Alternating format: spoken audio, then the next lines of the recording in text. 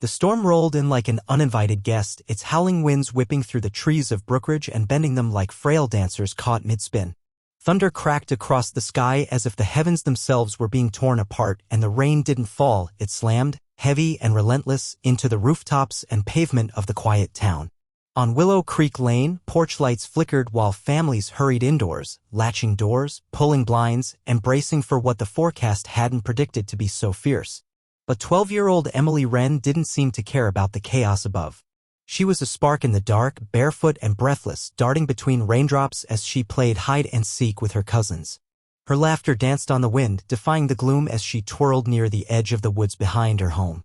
Emily, her mother, Claire, shouted from the back door, panic starting to sneak into her voice. Her father, Mark, was already outside, pulling the plastic lawn chairs against the house, trying to keep them from flying off. "Come inside now," Claire yelled again, but Emily just smiled, her eyes glinting with mischief as she turned toward the old oak tree that sat near the tree line. "I have the perfect hiding spot," she called out, and those would be the last words anyone heard from her. 5 minutes. Then 10. Claire stood waiting, arms crossed, trying to convince herself Emily was being playful, stubborn like always. But then the power went out. The lights inside the house blinked once, then were swallowed by darkness. Flashlights came on. The cousins gathered in the living room, shivering, confused. Claire called her name again, this time louder. No answer. Mark was already grabbing a jacket, already heading back out. The rain stung like needles as they shouted, yelled into the wind, screamed her name until their voices cracked. At first, it was just the parents. Then the neighbors joined. Then deputies. Then strangers. People with umbrellas, people in boots, people with dogs. They searched every inch of the yard, the surrounding woods, the creek trail, even the drainage ditches along the road. Somewhere in the mud, they found one pink Converse sneaker, half buried under wet leaves. Emily's. That was all. By morning, the storm had passed, leaving destruction behind, uprooted trees, broken fences, flooded basements. But worse than all of that was the silence in the Wren household. A silence that vibrated with dread. Emily was gone. Vanished. No one had seen anything. No screams. No signs of struggle. No trail. It was as if the storm had plucked her out of existence. Police combed the area for days. Helicopters flew overhead. Cadaver dogs sniffed through brush and mud. Every neighbor was questioned. Local news outlets flashed Emily's face on screens across the state. The photo of her in her school uniform with that playful smile and wild hair quickly became a symbol of tragedy. The community mourned even as they searched. There were candlelight vigils. Flyers stapled to telephone poles. But as days turned to weeks and weeks to months, hope began to crack. The case, lacking evidence, stalled. Investigators said they had leads. But they had nothing. Just an empty space where a child should be. Mark stopped going to work. Claire stopped eating. The house grew quiet and colder with each passing day. Emily's room remained untouched, her books still stacked, her drawings still taped to the walls, her bed neatly made. Claire refused to change anything. Every night she sat at the edge of the porch, flashlight in hand, staring into the woods like maybe, just maybe, Emily would walk back out. But she never did. On the 1-year anniversary of her disappearance, they held a memorial. Not a funeral because Claire refused. "She's not dead," she said over and over, her voice trembling. "She's just not home." A bench was placed under the oak tree with a plaque that read, "In loving memory of Emily Wren, forever in our hearts." Claire never sat on it. She hated the bench. "It feels like giving up," she whispered to Mark one night. "We don't give up." Life in Brookridge continued. New families moved in. Old ones moved away. The whispers around Emily's name grew softer, like everything too painful eventually does. Children who had once searched for her grew up and graduated high school. Her best friend Maddie moved states away and stopped answering interview calls. The Wren family remained. A little older. A little quieter. And still waiting. The town had given up, but they never did. Then, exactly 10 years later, something changed. It was a Sunday morning, bright and ordinary. Mark was brewing coffee. Claire was folding laundry. The internet buzzed with something strange. A video barely a minute long was uploaded to YouTube from an anonymous account. No bio. No past content. Just a black thumbnail and a title that read, "If you're seeing this, I'm still alive." No one thought much of it at first. The video sat unnoticed for nearly 3 hours. Then someone clicked it. Then someone recognized the face. Then panic spread like wildfire. Because the girl on screen wet hair clinging to her cheeks, eyes wide, filled with fear, her lips bruised, a dim, flickering light behind her. She whispered, barely audible, "Please find me," before the video cut to black, and she looked exactly like Emily Wren. The video spread like a spark in dry grass. At first, it was just a few people on a true crime forum dissecting it, wondering if it was part of an indie horror project. Then someone shared a side-by-side photo, Emily Wren at age 12, and the girl in the video. The resemblance was uncanny. Within hours, Brookridge was buzzing. Phones rang. Screenshots circulated in local Facebook groups. Neighbors who hadn't spoken in years were suddenly knocking on each other's doors, asking, "Did you see it?" Claire got the call from her sister. Mark had just stepped out to buy groceries when Claire clicked the link with trembling fingers. The moment the video loaded, her breath caught in her chest. 10 seconds in, she dropped her phone. Her hands shook violently as she backed away from the screen. It wasn't just a resemblance. It wasn't just a possibility. That was her daughter. The video was 58 seconds long, grainy and dim. The room in the background looked like concrete walls, maybe a basement. A single exposed bulb swung above the girl's head, casting shifting shadows across her face. Her voice was soft, almost drowned out by the hum of what sounded like a generator. "If you're seeing this, I'm still alive. Please." She didn't say where she was. She didn't say who took her. But the fear in her eyes said everything. It wasn't scripted.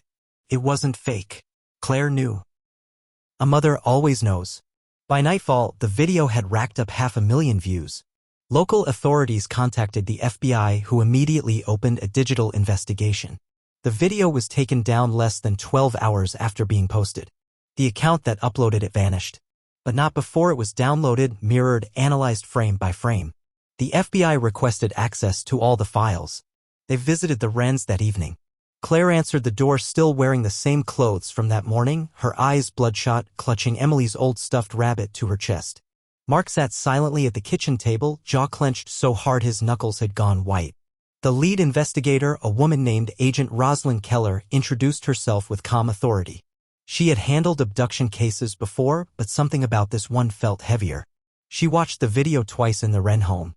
When she looked up, her face had changed. "We're going to treat this as credible," she said. "We'll pursue every angle. But we need you to stay patient. These things take time." Claire didn't respond. She just stared at the screen as the frame froze on Emily's face. 10 years older, but unmistakable. The next few days were chaos. News crews returned to Brookridge. Journalists parked outside the Wren residence. Talk shows speculated wildly. Podcasts began new series titled things like The Girl in the Storm and Emily Speaks. Amateur sleuths offered theories ranging from human trafficking to cult abduction to government cover-ups. Claire ignored them all. She wasn't interested in theories. She just wanted her daughter back. Digital experts traced the video's upload path. The IP address was masked through several VPNs, but a single node pinged from somewhere in eastern Pennsylvania. The FBI swarmed the area, combing abandoned buildings, old warehouses, storm drains, anywhere a person could be hidden. But nothing turned up. Whoever uploaded the video had vanished like a ghost. Still, the mere fact that the video existed changed everything. Emily was alive. Somewhere. And someone out there knew where. Maddie, Emily's childhood best friend, reached out to Claire after years of silence. Now 22, she had moved to Chicago, trying to outrun the grief that had haunted her since Emily disappeared. But the video shattered all that distance. "It's her," Maddie said over the phone, her voice trembling. "I don't care what anyone says. That's Emily. I'd recognize those eyes anywhere." Claire sobbed for the first time in years. Not out of sorrow, but out of fragile, blooming hope. The town, too, seemed to stir from its slumber. Old posters were taken down and replaced with fresh ones. The bench beneath the oak tree was covered in flowers again. Strangers who had once whispered behind the Wren family's back now offered warm casseroles and apologies. But Claire didn't want casseroles. She wanted answers. She began digging through Emily's childhood things, searching for anything, any detail she might have missed a decade ago. In one of the drawers, buried beneath school papers and friendship bracelets, she found an old camcorder. The battery was dead, but Mark charged it. When they turned it on, there were 4 videos. The first three were harmless: birthday parties, playground trips, a school project where Emily interviewed neighbors about local wildlife. But the fourth, it stopped them cold. In that final video, recorded just 2 days before the storm, Emily was in her room filming herself on a rainy afternoon. She was reading from her journal. Her voice was soft, thoughtful. "Sometimes I see a man standing at the edge of the woods," she said. "He's always wearing the same thing, dark coat, hat. He never comes close. Just watches. I told Mom once, but she said it was probably just someone walking their dog. But I don't think so. He never moves. I think he's waiting." Mark paused the video, his hands trembling. Claire was already on the phone with Agent Keller. "You need to see this," she said, her voice thin. There was someone watching her before she disappeared. And just like that, the storm returned, not the one outside, but the one that had never really passed. A 10-year-old memory reawakened. A shadow at the edge of the woods. A man who never moved. And a video uploaded by a stranger that cracked the silence wide open. Emily Wren hadn't just vanished. She had been taken. And now she was speaking again. The day after they found the camcorder footage, Agent Keller arrived at the Wren house with a forensic tech and a digital analyst. Claire handed over the device without hesitation. Her fingers lingered on it for a moment as if surrendering something sacred. The analyst immediately began backing up the files, watching the fourth video several times. "The lighting suggests it was late afternoon," he said. "Rain on the window. Based on tree movement, wind speed matches that week's storm pattern." He paused, rewound. "There. Behind her. A faint reflection in the glass, hard to make out, but there was definitely a figure, tall, unmoving, in a dark coat. Watching." The frame shuddered as Emily moved, and then the man was gone. Just a ghost in the corner. But for Claire and Mark, it felt like confirmation of everything they feared. The FBI dug deeper into the area's history. They compiled records of sex offenders, missing persons, former residents, even delivery workers who might have had access to the neighborhood. The woods behind the Wren house were thick, stretching all the way to the highway. A perfect place to vanish or hide. Agent Keller ordered ground scans using LiDAR and canine teams to search for signs of disturbed earth, old campsites, buried evidence. But the years had erased almost everything. Time, as always, was the greatest accomplice. Meanwhile, Claire couldn't sit still. She reread every article, every forum thread from the early days of the case. She reached out to anyone who had been involved, volunteers, reporters, even a retired detective named Harlan Dean who had worked the case in its infancy. Harlan agreed to meet her at a diner just outside town. He looked older than she remembered, his white mustache stained with coffee, but his eyes were sharp. "I always thought it wasn't random," he said. "Too clean. No signs. No noise. It felt like someone who had done it before, or planned it for a long time." Claire asked if he had ever followed up on the man in the woods theory. Harlan nodded slowly. There were 3 reports. All dismissed. No ID, no confrontation, just vague sightings. And after the first week, the chief said we couldn't keep chasing shadows. He paused. But if that video's real, maybe the shadow was the key. Back at the FBI field office, the techs had managed to enhance the YouTube clip. The girl in the video blinked rapidly in the final seconds, almost like a signal. Frame by frame, they counted. 5 blinks. Pause. 3 blinks. Pause. 2 blinks. Morse code? Coordinates? A message? The team brought in a cryptography specialist. The blink pattern repeated again near the end. "It's not random," the expert confirmed. "But it's not standard Morse either. Might be a cipher. Maybe she was taught to send a code." The idea that Emily was being forced to communicate under duress chilled everyone. It meant she wasn't just surviving, she was fighting. 3 days later, another development hit. A Reddit user who claimed to specialize in digital forensics posted a new theory. They believed the audio in the original YouTube video, despite being filtered, contained hidden layers, background noises masked by static. The FBI already had the same theory. They brought in audio engineers who isolated the hum behind Emily's voice. Underneath the buzz of machinery, they found faint, rhythmic thumps. Not mechanical, organic. Like footsteps. And something else, a train horn. Very faint, but distinctive. That narrowed the possible locations. There were only a few rural lines in eastern Pennsylvania where a person might be held near a train route without neighbors noticing. Agent Keller sent teams to discreetly canvass buildings along those tracks. They looked for outbuildings, old silos, shuttered warehouses. One agent spotted something strange on satellite imagery: an abandoned grain facility with a back entrance that opened straight into a wooded patch. No vehicles registered. No security. No recent maintenance permits. But 2 months ago, someone had used a power generator there, according to utility spikes. That matched the hum in the video. They approached carefully. No lights. No heat signatures. A small team breached the facility at dawn. Inside, dust hung in the air like ash. Crates, rusted chains, broken equipment. And in the corner, a mattress, plastic chair, a broken camcorder, and scratched into the wall, Emily. Not once, not twice, dozens of times. Some fresh, some faded. She had been there, but she wasn't anymore. Claire and Mark received the news with equal parts agony and relief. She had lived through it.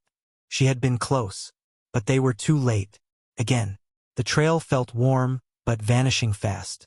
Then, just as the team prepared to widen the search zone, something unexpected happened. A second video appeared. This time it was sent directly to Claire's email. No subject, no text, just an attached file named hellomom.mov.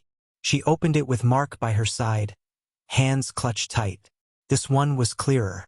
Emily, older now, hair cropped, eyes sunken, looked directly into the camera. "I don't have much time," she whispered. "I'm safe right now, but he's not far. I didn't think this would reach you. If it did, I need you to tell them the man in the woods had a name. He called himself Pastor. He said he saved me, but I don't feel saved." She looked off screen. "Please find me. Please hurry." Claire collapsed to her knees. The man had a name. The room was silent except for the soft hum of the computer fan. Claire sat frozen in front of the screen, her eyes fixed on the last frame of the video. Emily's face lingered there, caught mid-expression, equal parts desperate and determined. Mark stood behind her, one hand on her shoulder, the other gripping the back of the chair so tightly his knuckles had turned white. The name echoed through the house, repeating like a broken spell, Pastor. He called himself Pastor. It wasn't a nickname. It wasn't a title. It was a key. And for the first time in 10 years, the door to the truth creaked open. Agent Keller arrived less than an hour later, along with a tech team prepared to trace the video's digital fingerprint. Unlike the first upload, this file came with a sharper trail. Whoever sent it had made a mistake. They didn't mask the metadata. A fragment of GPS data was still embedded in the video file, pointing to a rural address deep in Allegheny County. It wasn't exact, but close enough. Keller deployed a field unit to sweep the radius. The terrain was difficult: dense forests, winding backroads, old coal towns long abandoned. But there, tucked behind a series of trees off an unpaved path, they found it. A decrepit church, its wooden sign so rotted that the words had faded into the grain. Broken glass windows, a rusted bell, and a basement door chained from the outside. They cut the lock, descended, and inside they found what none of them had dared hope for. Emily Wren. Alive. Thin, pale, but alive. She was curled on a mattress, eyes closed, wearing clothes that didn't belong to her. Her wrist bore fresh bruises. When the flashlight beam swept across her face, she flinched, her body recoiling out of instinct. "Emily?" the agent called gently. Her eyes opened slowly, then widened, and the tears came. She was airlifted to a hospital under heavy security. Claire and Mark arrived less than an hour later. The reunion was raw, silent, tearful. Words failed them. Mark dropped to his knees beside the bed. Claire pressed her daughter's hand to her cheek, like she was trying to make sure she was real. Emily couldn't speak at first. Her voice hoarse, cracked from disuse and trauma. But her eyes never left her mother's. For the first time in 10 years, she was safe. But she was far from okay. The man who called himself Pastor was gone. The church had been empty when they arrived. No prints, no signs of struggle. But he had lived there recently. Food, clothing, notes, a diary. Agent Keller read through every page. The man spoke in riddles, biblical quotes twisted into justifications.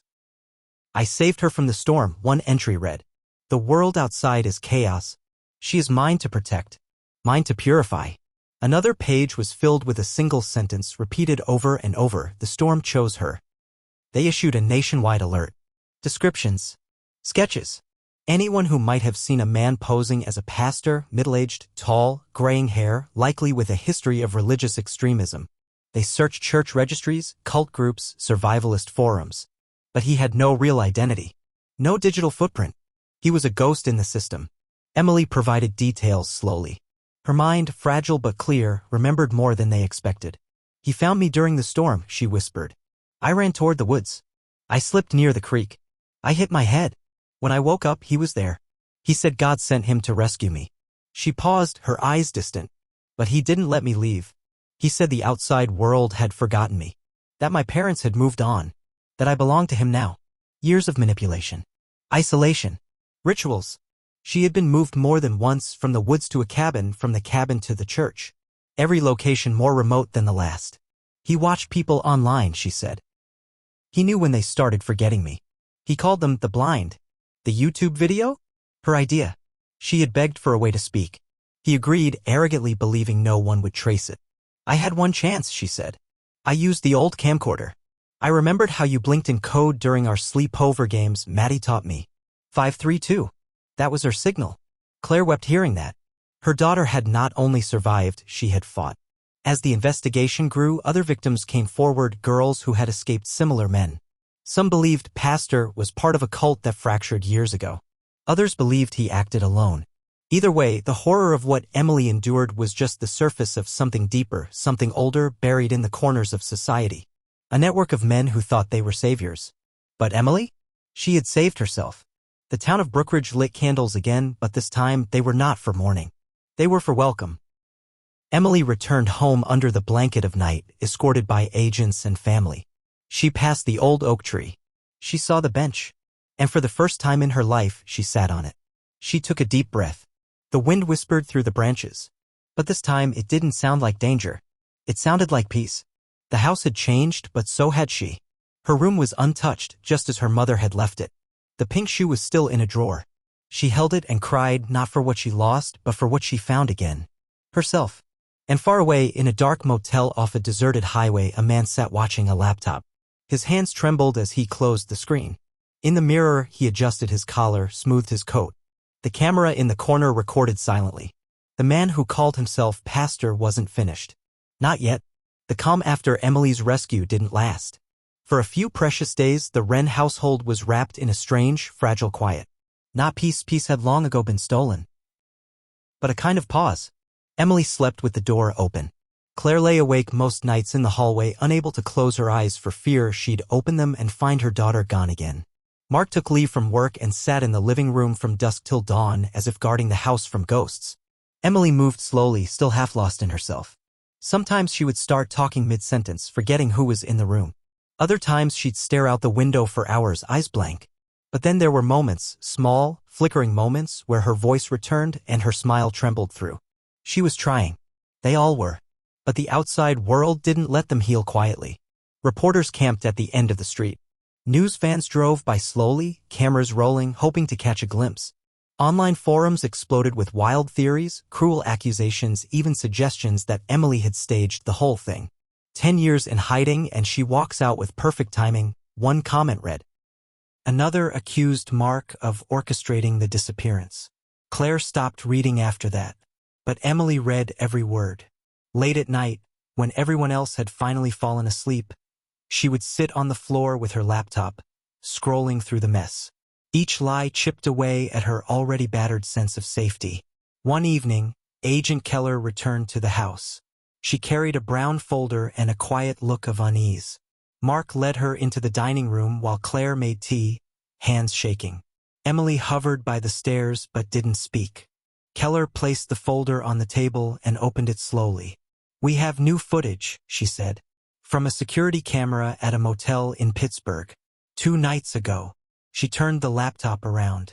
The grainy black and white video showed a tall man in a coat walking through a hallway, face tilted down just enough to avoid the camera. But Emily recognized him instantly. Her knees buckled. She sat without meaning to. That's him, she said. That's Pastor. The footage showed him entering room 209, staying for less than an hour, then leaving through the back exit. Inside the room, agents found a chair facing a small table, a candle still burning, and a Bible open to the Book of Revelation. On the inside cover, scrawled in messy handwriting, was a message: she was the first, but not the last. Below it, Psalm 127, verse 3. Claire read the verse aloud. Children are a heritage from the Lord. Her voice trailed off. He thinks he owns them, she said bitterly. He thinks he's chosen. Keller nodded grimly. We believe he's planning to take someone else. The thought shattered what little sense of safety they had managed to build.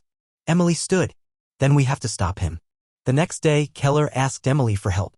You know him better than anyone, she said carefully. You know how he thinks, how he moves.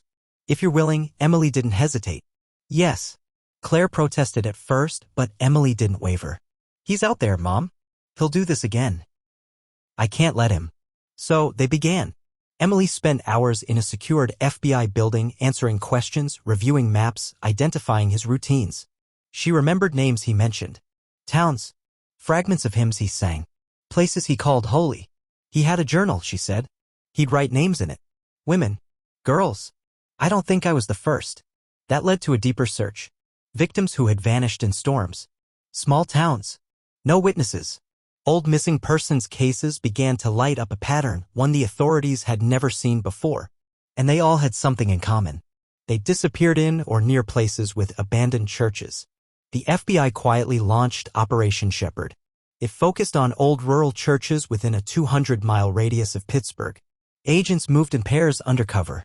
One night, a team found something disturbing in West Virginia. Inside a ruined chapel nailed to the wall was a doll dressed in child's clothes, and beneath it, a small sign: the next lamb arrives at dusk. It was bait.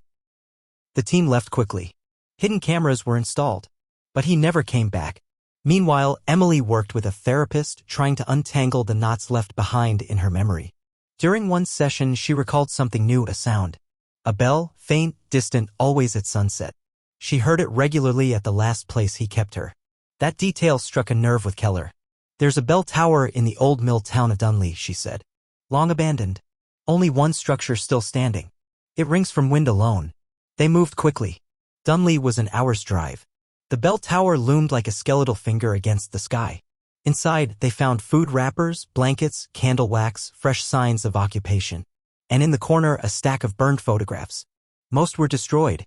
But one survived. A blurry image of a girl, maybe 11, standing near a church with a cross-shaped window. Emily stared at the photo for a long time. That window, she whispered. I've seen it before. It's in the background of a tape he used to watch over and over. That led them to a town called Mercy Hill, where a church with a matching window had been shuttered after a lightning strike burned half its steeple. They arrived at dusk. Quietly. Carefully. Inside, it smelled like mold and smoke. A hymnal lay open on the altar. The floor creaked with every step. And then they heard it. Footsteps. Upstairs. Mark and Claire were at home, unaware of the operation unfolding. Emily sat at headquarters, watching the live drone feed. Her hands trembled. Don't let him get away, she whispered to herself. The agents reached the bellroom. It was empty almost. In the corner, they found a table, a candle, and a new list. Names. Ages. Dates. All recent. One name at the bottom had tomorrow's date beside it. Anna, 10. Time was running out. And Pastor? He was watching from the tree line. He smiled, then disappeared into the dark. Anna Moore was 10 years old and lived just outside of Eldridge Hollow, a small farming town 2 hours south of Mercy Hill. She was bright, curious, loved puzzles and drawing strange creatures. Her mother, Marcia, worked nights at the diner and slept most of the day. Her father had left years ago. They didn't have much, but they had enough. Anna liked to walk the back roads with her sketchbook, always convinced she would one day find something mysterious to draw. Her favorite place was an abandoned barn near the edge of town, surrounded by wild sunflowers. That's where she saw the man. He never approached. He just stood by the tree line one afternoon while she was sitting in the grass, sketching a fox. He wore a dark coat, tall, grayish beard, soft eyes. He waved once. She waved back hesitantly. She told her mom that night, but Marcia brushed it off. Probably a hiker, she muttered, half asleep. Stay close to the house, baby. But Anna saw him again the next day. And the next. The FBI, meanwhile, had placed Emily's name at the bottom of the Mercy Hill church list for a reason. She had seen similar documents over the years. She said he often planned things weeks, sometimes months in advance. But this list was different. It wasn't handwritten like the others. It was typed, printed, even organized by date and location. It meant one terrible thing: he was preparing something bigger. He was evolving. Getting bolder. That's why when they traced the name Anna 10 to a school registration form in Eldridge Hollow, Keller didn't wait. They contacted Marcia immediately, showing her the photo of the man. Her hand flew to her mouth. "That's the guy," she gasped. "Anna said she saw him last week by the sunflower field. I didn't know God, I didn't think it was real." She started crying, shaking. "She's at school now. Is she safe?" The team acted fast. They coordinated with local police and placed plainclothes officers at the school. Anna was found sitting in the cafeteria, coloring. She was confused but calm. "Is this about the sunflower man?" she asked, tilting her head. "He said he had a surprise for me soon." They moved the Moore family into protective custody. But as they scrambled to lock the town down, a report came in that sent a chill through every agent's spine. A church van, stolen, old, white, had been seen idling near the sunflower barn just hours before. And inside, a small bed. Rope. A Bible. The driver had slipped away before they arrived. But a note was taped to the steering wheel. It read, "Anna is not ready. The wrong lamb cries too loudly." Keller slammed the folder shut. "He's taunting us," she said through gritted teeth. "He knew we were close. He's changing the plan." Emily was brought into the briefing room. She stared at the photo of the van and the note. "He won't stop," she whispered. "He used to say the storm was God's broom, that it cleaned the world and left behind only the chosen." She took a deep breath. "He's waiting for the next storm." The weather forecast was clear for the next week. But by Thursday, dark clouds rolled across the hills. A low-pressure system was forming fast, unexpected. Heavy rain, thunder, wind, a pattern not unlike the one from 10 years ago. Emily sat alone on the porch that evening, listening to the distant rumble. Claire stepped outside quietly. "You okay?" she asked. Emily nodded, but her eyes were fixed on the trees. "He's watching this storm too," she said. "I can feel it." That night, Emily's phone buzzed. A text. Unknown number. "Do you remember the hymns?" Her blood ran cold. She showed Keller, who immediately had the phone traced. A burner. The signal bounced from several towers, last pinged near Red Pines. A ghost town abandoned after a mine collapse years ago. The town wasn't on any modern GPS systems. Only locals remembered the winding dirt road that led to it. Emily hadn't been there, but she remembered the name. "He mentioned it once," she said. "He called it the Well of Silence." Keller sent in a covert unit. Red Pines was a tangle of ruin, collapsed homes, rusted signs, narrow trails overtaken by weeds. But at its center stood an old chapel. Not just a ruin, something older. Hand-built. Half-sunken into the earth.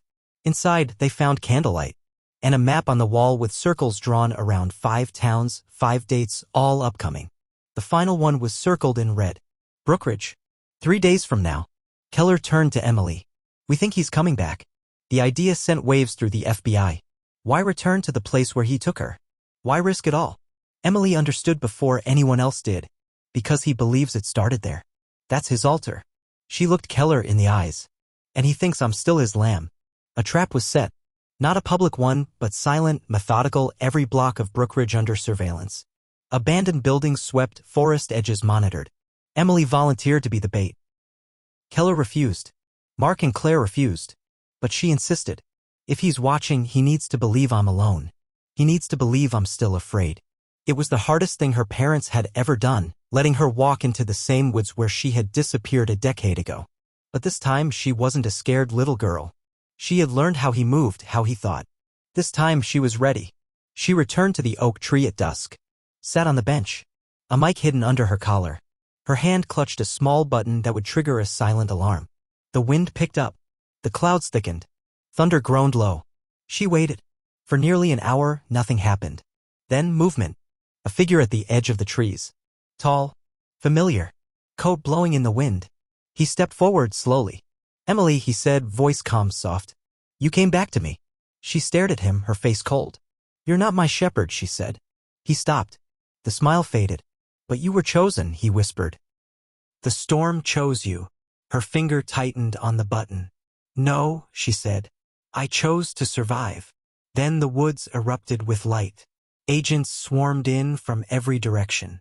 The man spun, tried to flee, but they were already on him. He resisted, screamed scripture.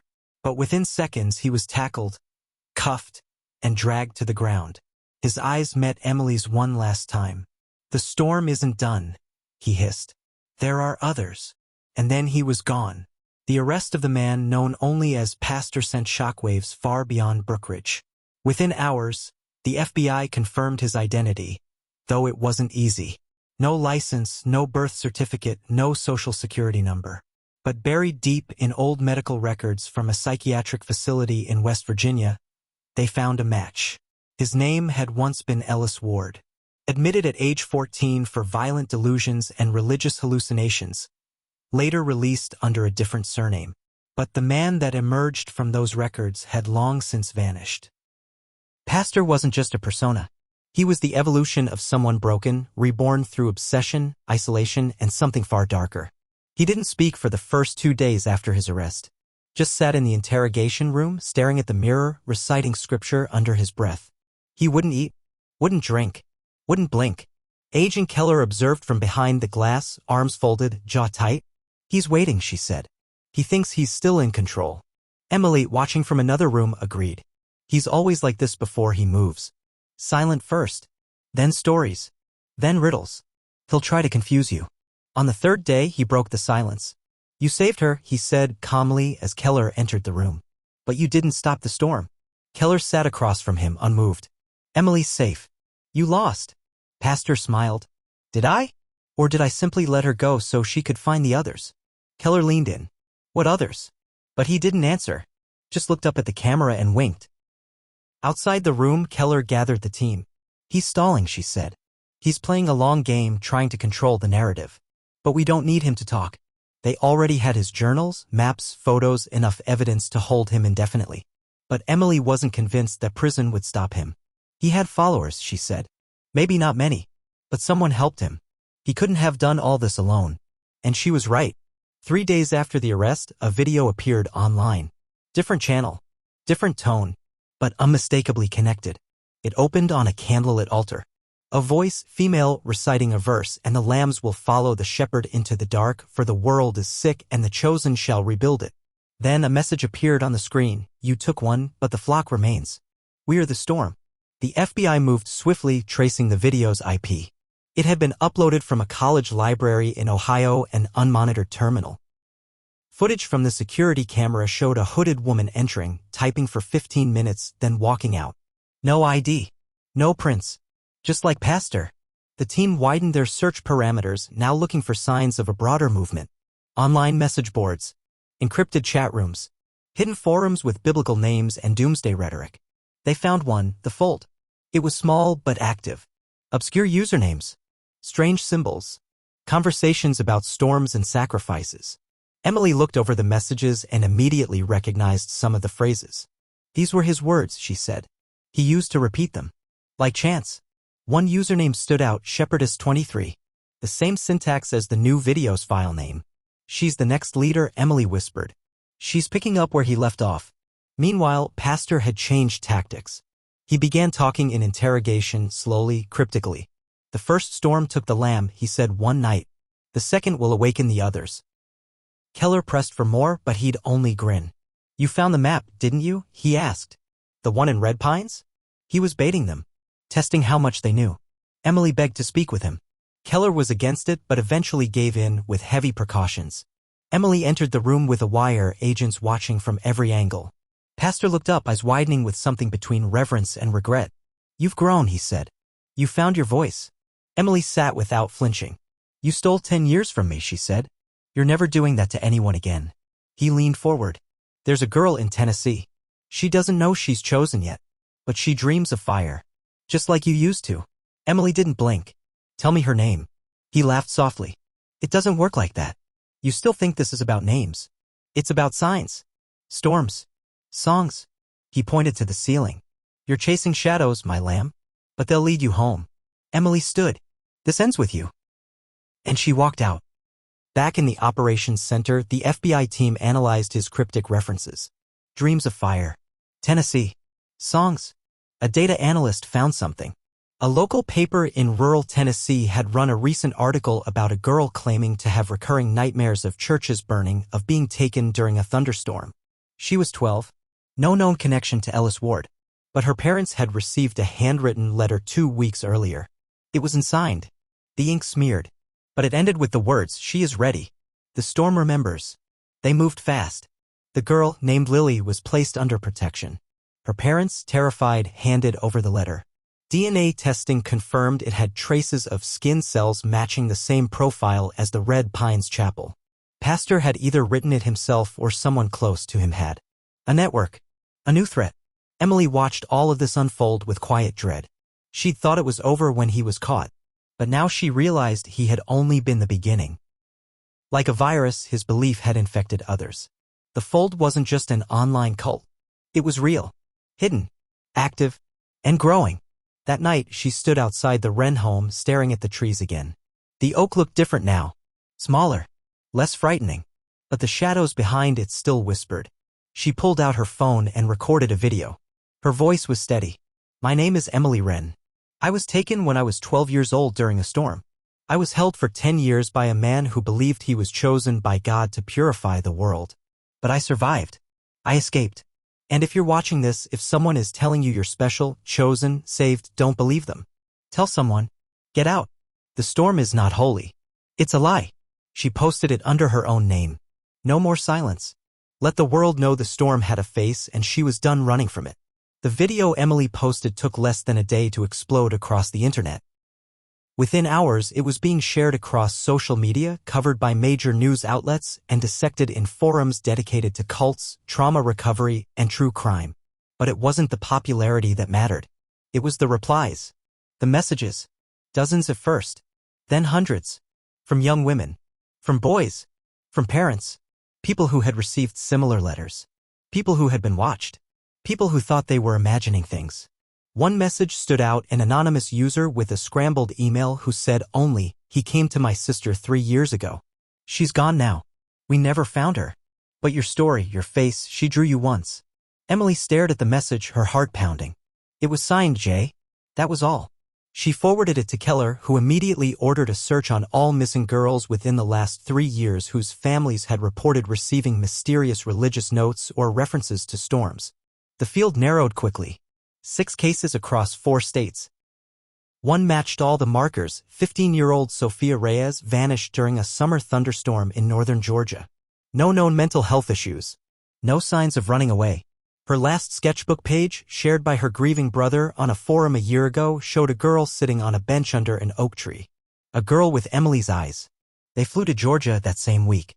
The Reyes family still lived in the same modest home on the edge of town. The mother barely opened the door when the agents knocked. She looked hollowed out, as if all her years had collapsed into one long night. But the brother, Jeremy, stepped forward.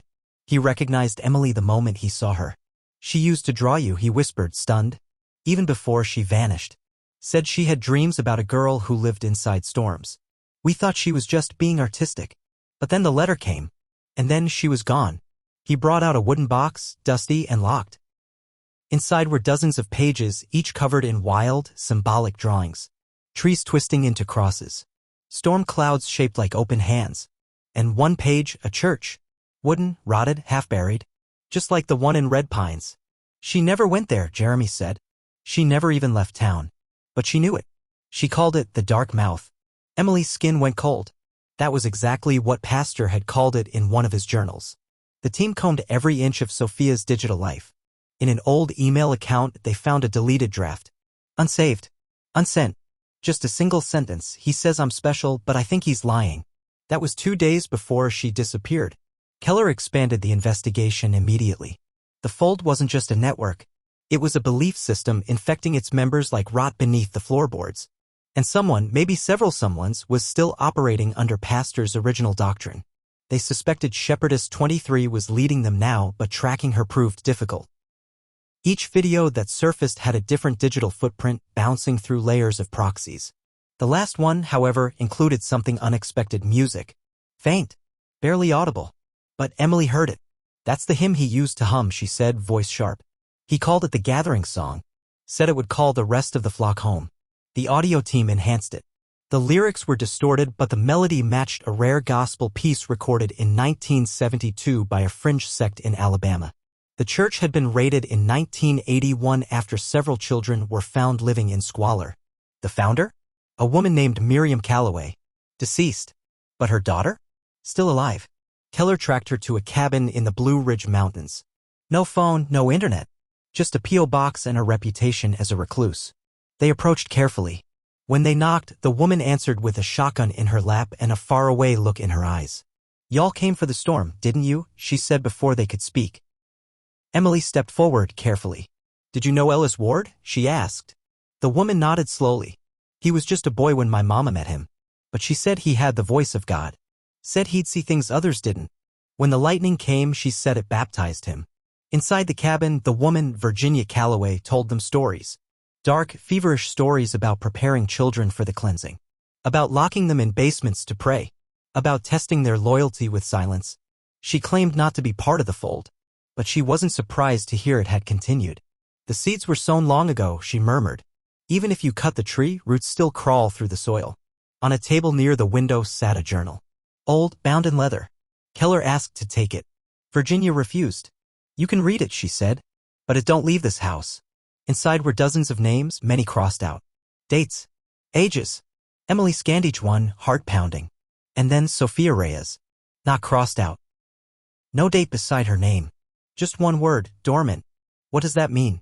Keller asked. Virginia didn't answer. Just stared out at the storm clouds gathering on the horizon.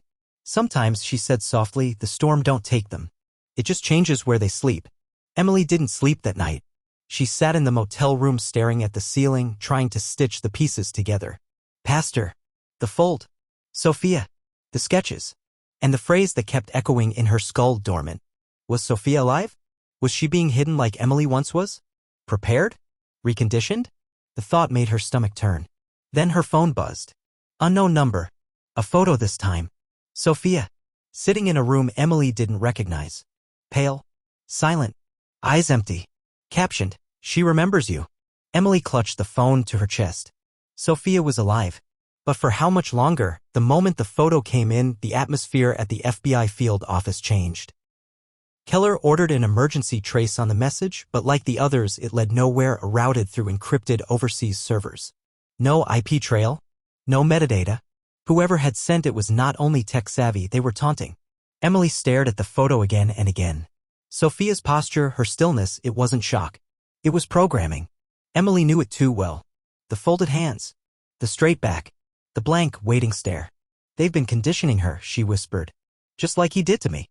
She's being kept in silence, in ritual, in obedience. She's not gone, but she's almost lost." The walls of the operation tightened. Maps of Georgia, Alabama, Tennessee, and the Carolinas were layered across digital boards. Every facility, property, or ruin connected to Pastor or Virginia Calloway's legacy was flagged. But nothing fit. Then, in the corner of the oldest file, a faded name appeared. The Sanctuary. It had once been a compound founded by a splinter group of Calloway's original sect. Abandoned in the early 2000s after a police raid uncovered illegal arms and religious abuse. No charges stuck. The place had been left to rot. Forgotten. Until now. The location? Deep within the Chattahoochee National Forest. Off-grid. Remote. Barely reachable without hiking. It fit every pattern, hidden, historical, isolated. But there was more. In an old newsletter dug up from an archive, there was a quote, "When the time comes, the lambs shall return to the sanctuary and the shepherd will not be alone." The words matched the closing line of the video posted by Shepherdess 23. That was it. They deployed before dawn. 2 black helicopters, a 6-man SWAT unit, thermal drones, dogs. Emily begged to go, but Keller refused this time. "You've done enough," she said. "Now let us finish it." Emily sat alone in the operations room, headphones on, eyes locked on the live drone feed as the forest unfolded in shadowy grays and greens. The compound emerged slowly. Just 2 visible buildings, half covered in vines. But it wasn't abandoned. A heat signature moved inside. Then 2 more. 3 in total. 1 larger figure. 2 smaller. Keller's voice crackled over the comms. Moving in. The team split.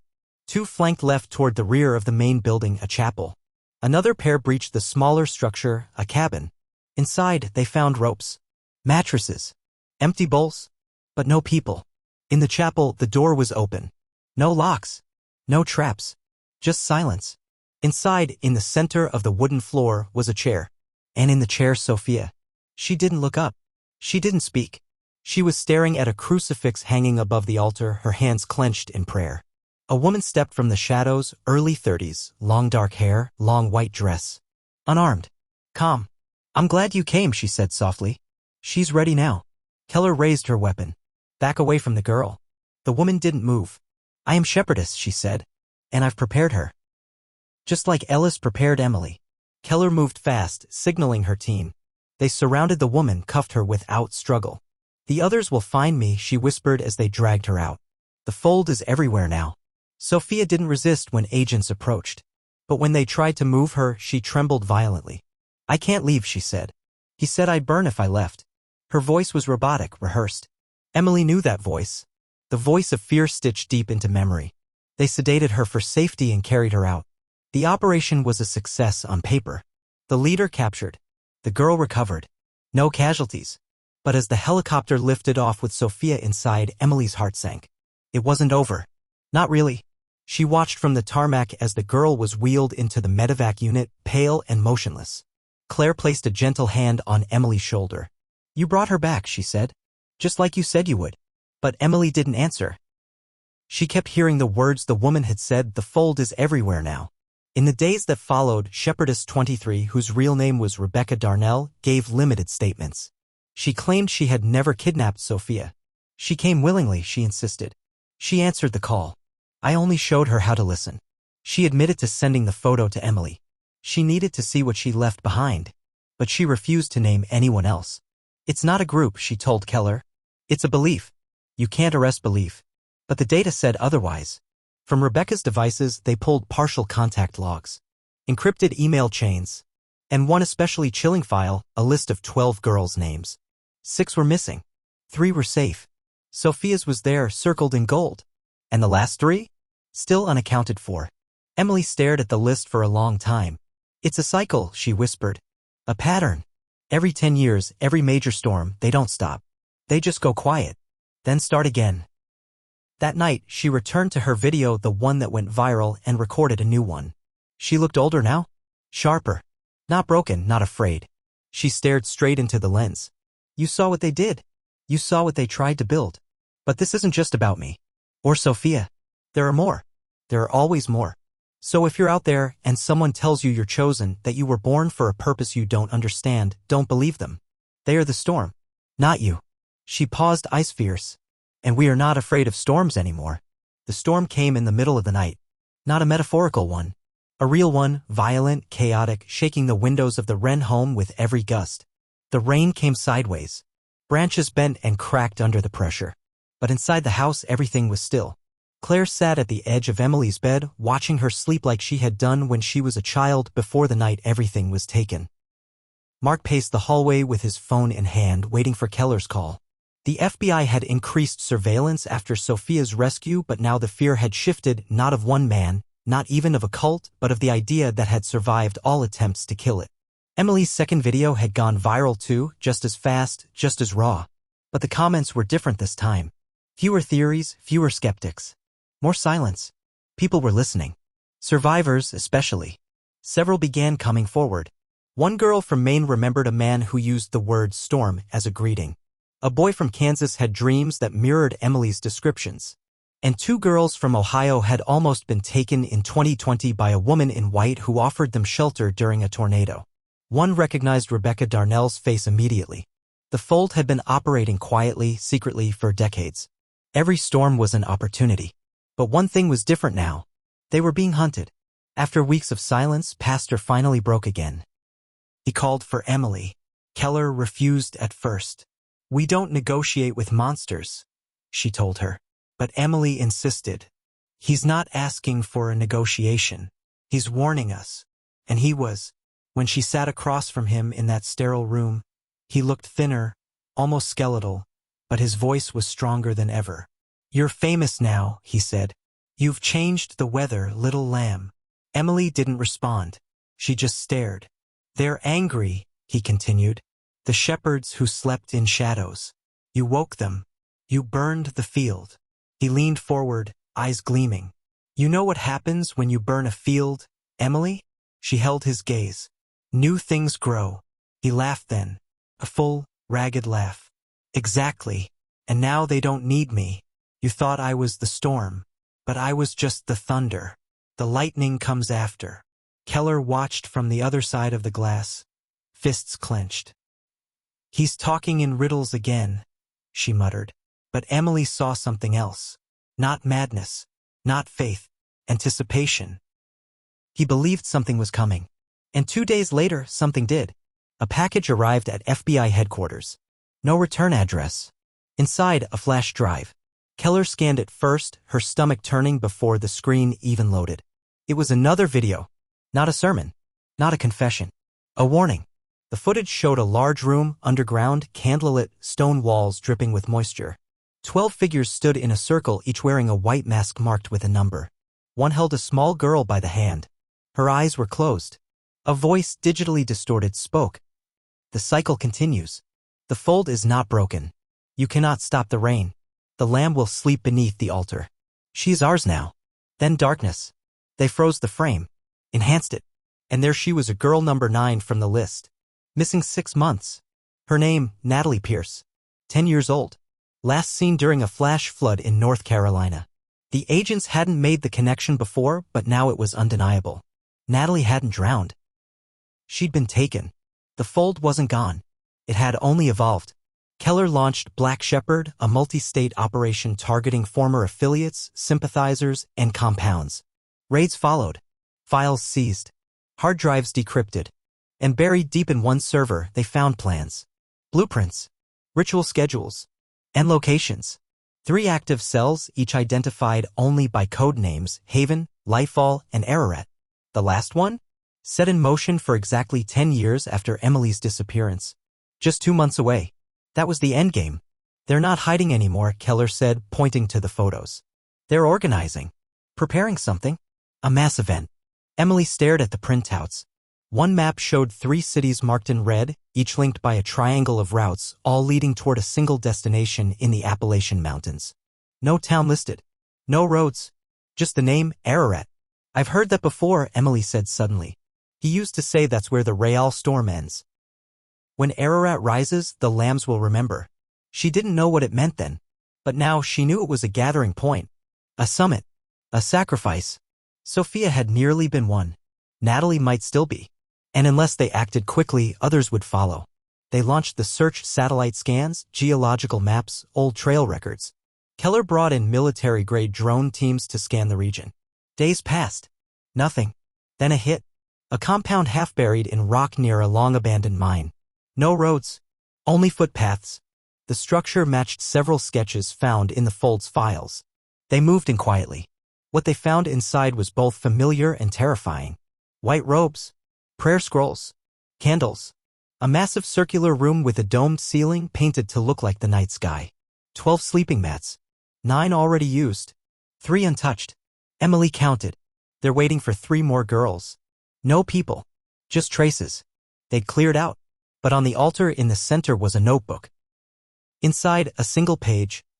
Ararat is not a place. It is the moment before faith becomes fire. The storm is rising. The girl is watching. And she is not alone. The handwriting? Emily's. Except she never wrote it. That night, she sat in her room, the wind howling outside again. Another storm. Another warning. Her phone buzzed. A new video. No sound. Just the image of a white mask lying in a field. Behind it, 12 shadows walking away into the fog. And then the final message. The next lamb has already heard the thunder. Emily barely slept the night after the new video surfaced. The mask in the field. The fog. The 12 shadows walking into the gray. Every frame burned into her brain. The message wasn't for the public. It was for her. She knew it. The next lamb has already heard the thunder. It wasn't just a poetic threat, it was real. A warning. Someone had already been chosen. Someone young. Someone listening. Someone dreaming of storms. Keller ordered emergency intel sweeps across all prior fold activity zones, but everything was cold. No vehicles. No chatter. No bank traces. The cult had gone dark again, but this time they'd left behind digital ghosts. In one of the video's frames, behind the mask in the field, was a barely visible tower, a cell tower, bent and rusted, half collapsed. They enhanced the image, cross-referenced it against tower service maps. There were only 3 in the region that matched, all decommissioned. One of them stood just outside a ghost town called Emberline, a place swallowed by fire decades ago and never rebuilt. Emily and Keller flew out that night. They arrived before dawn. No electricity. No buildings left standing except the old post office, half melted by time. But the tower was there, leaning like a finger toward the ash-colored sky. The field behind it stretched into the forest. Dead grass. Broken fence posts. A single wooden swing hanging from a tree, swaying gently in the wind. Near the base of the tree they found footprints. Small. Child-sized. Leading in. Then none leading out. They followed. The path curved through the trees, winding for nearly a mile before revealing what looked like an old train car sunken into the dirt, hidden by branches and vines. No tracks led to it anymore. It was just there, out of place, out of time. Keller signaled her team, weapons drawn. They breached the door. Inside was cold and dry. A lantern still warm. A bed. A girl. She sat cross-legged on the floor, humming. She didn't look scared. Just distant. Her name, they learned later, was Ivy Monroe. Age, 9, missing for 3 weeks. Her parents thought she ran away. A neighbor had seen her talking to someone near the woods, but no one followed up. Now here she was. Alive. But changed. When Emily approached, the girl smiled. "You're the storm girl," she said. "I saw you in my dream. You had light in your hands." Emily knelt. "You're safe now, Ivy." The girl tilted her head. "Am I?" She said she had been brought there by the quiet woman. Described her in detail. A woman with long dark braids, a scar near her left temple, and a voice like a lullaby. She sang hymns. Taught Ivy how to be still, how to pray, how to wait. Then one morning she was gone. Left Ivy with food, water, and a note, "When the thunder stops, they will come." And they did. Keller radioed in, confirming the rescue. Ivy was taken to a hospital. Physically fine. Mentally untouched, but under a strange fog, a slow disassociation that Emily recognized all too well. She'd spent months in that state after her own return. Knowing where you were, but not who you were anymore. Listening for a voice that wasn't real. Looking for signs in shadows. But the moment Ivy was safe, a new video appeared. This one only 30 seconds long. A spinning black sky. A figure walking into a fire.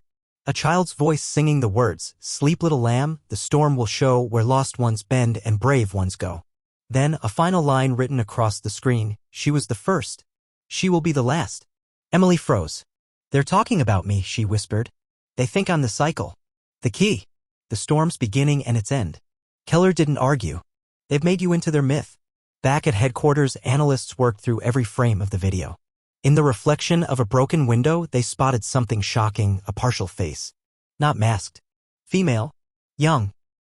Too young to be shepherdess, 23. The face matched a missing person case from just 5 months ago. Mia Garland. 14. Disappeared during a school field trip. Her backpack had been found near a ravine. Everyone assumed she fell. But now there she was, alive and filming for the Fold. Mia wasn't just a victim. She was becoming one of them. And that changed everything. "They're turning survivors into disciples," Keller said grimly. "They don't need to recruit adults anymore. They're raising their own." Emily thought of Sophia, of Ivy, of the 9 other girls whose names had appeared in those journals. They weren't all meant to be sacrificed. Some were meant to become something worse. Vessels. Voices. Future shepherds. And if the Fold succeeded, it wouldn't just be a cult anymore, it would be a doctrine that would outlive all of them. Emily knew what had to happen. She posted a 3rd video. This time it was a direct challenge. "I know you're watching. You've been watching for years. You call yourselves storms. Shepherds. Chosen. But the truth is you're cowards. You hide behind faith to control children. You use weather to justify fear. You twist innocence into loyalty. I'm not your lamb. And I never was. But I'm coming. And this time I'm not alone." She closed the video with a final sentence that was hers and hers alone. "No more storms. Just sunlight." The video went viral again. But this time, instead of threats, something else arrived, offers. From people who had escaped the Fold. From towns where strange figures had once walked, then vanished. From teenagers who had almost joined. It was spreading. Awareness. Resistance. Keller initiated Operation Final Dawn. A complete dismantling of every remnant known to the Fold. But the Fold had other plans. One final video surfaced. This time, it wasn't on YouTube. It was emailed directly to Emily. It showed a cave. and inside it dozens of children, eyes closed, humming, and one figure in front of them all. Mia Garland, wearing the white robe of a shepherd. Smiling, Emily stared at the video until her hands went numb. The image of Mia Garland standing before a cave full of humming children felt more terrifying than anything the Fold had ever done. It wasn't just another abduction. This was indoctrination. Construction. A new chapter. They were building something an entire generation raised on silence and symbols, on prayer whispered in the dark, waiting for storms that meant salvation. And Mia wasn't a puppet. She was leading. Eyes clear. Smile certain. Faithful. They enhanced the video. The cave's walls bore a pattern, markings that matched an abandoned quarry system in western Kentucky, a location not previously linked to any Fold activity. The site had been sealed off decades ago after a tunnel collapse. On paper, it was inaccessible. But on the video, they spotted a flickering lantern that bore a logo, New Harvest Supply Company, a company based only 30 miles from the quarry. Keller made the call. This is it. We strike now before they scatter. They launched before dawn. Emily wasn't supposed to go. But she did. Wearing a vest. A wire. A GPS chip. Not to bait them, but to speak to them. If there was even a chance to reach the children before the Fold sealed their minds forever, she had to take it. I was one of them once, she told Keller. I know what they believe. I know how to break it. The team moved in quietly. No sirens. No lights. Just shadows under trees. The quarry loomed ahead, jagged, cold, its mouth gaping like an old wound. Inside, the air grew thick with heat and dampness. The tunnels echoed with whispers. Candles flickered along the stone walls, leading deeper into the earth. They found the cave. And what they saw stopped them in place. Children, at least 20, stood in rows, eyes closed, humming in perfect unison. Behind them, Mia. No mask. No robe now. Just a plain white dress. She saw Emily and smiled. I knew you'd come, she said. The first lamb always returns for the Fold. Emily stepped forward, hands raised. Mia, they've lied to you. You're not chosen. You're not a shepherd. You're a child who was taken. Mia's eyes didn't flicker. I wasn't taken. I was found. Pastor showed me the storm. You just ran from it. The agents slowly surrounded the room, weapons lowered but ready. Mia, Emily said gently, voice shaking, what they're doing here, it isn't holy. It's abuse. You don't have to be this. Mia looked back at the children. They're peaceful. They're not afraid. Why would I destroy that? Emily stepped closer. Because peace built on fear isn't peace. It's a cage. Mia hesitated. Just for a moment. But it was enough. One of the children opened her eyes. Then another. And another. The humming stopped. Silence filled the cave like smoke. Mia turned to them. Don't be afraid, she whispered. She's only lost. But the spell had broken. The children stepped away from her, blinking, dazed. Some crying. Some whispering names. Some reaching for hands that weren't there. And in that moment, Mia's face changed. Panic flickered through her eyes. No, she breathed. They were supposed to stay. They were promised. Agents moved fast. The children were escorted out. Mia didn't resist. She just dropped to her knees, hands shaking. I just wanted to belong, she whispered. He said the storm would make me whole. Emily knelt beside her. You were never broken. Outside, the dawn was breaking. Rain had begun to fall, but softly now, not like the storms that had once stolen girls from fields and bedrooms and back roads. This was cleansing. Real. Human. Back at headquarters, the fallout began. 23 children recovered from the cave. All alive. All in various stages of indoctrination. Specialists were brought in. Therapists. Families notified. Some of the kids hadn't spoken in months. Some hadn't spoken ever. But within days, one by one, they began to ask for music. Light. Home. Mia Garland was placed in juvenile custody. She faced charges, but the court considered her history, her age, and her indoctrination. She wasn't a leader. She was a weapon. A child wielded like a sword by people who never showed their faces. Still, her testimony was invaluable. She named others, described rituals, helped identify remaining safe houses. The Fold wasn't dead, but it was bleeding. And finally, they turned their attention to Pastor Ellis Ward, still locked in his cell. When Emily visited him that last time, he was a ghost of the man she remembered.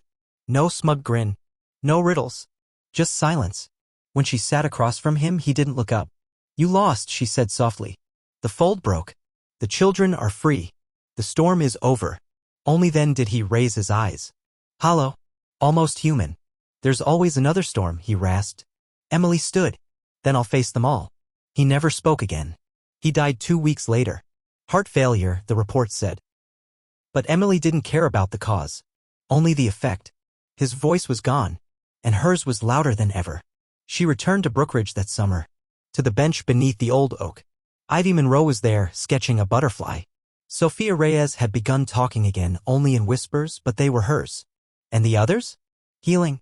Slowly, but truthfully. Emily launched a foundation. Lamb's Light. For survivors. For protection. For stories that needed telling. No more silence. No more whispers. No more weather metaphors used to justify pain. She stood on a stage at the launch event holding a candle. My name is Emily Wren, she said, her voice strong. I was taken by people who thought fear made them powerful. But I survived. And so did many others. They called themselves storms. But we learned to build shelters. And now we shine. The room rose in applause. Somewhere, rain began to fall. But this time it brought no fear. Only growth. Only light. Only peace. And behind every cloud, a girl waiting to rise.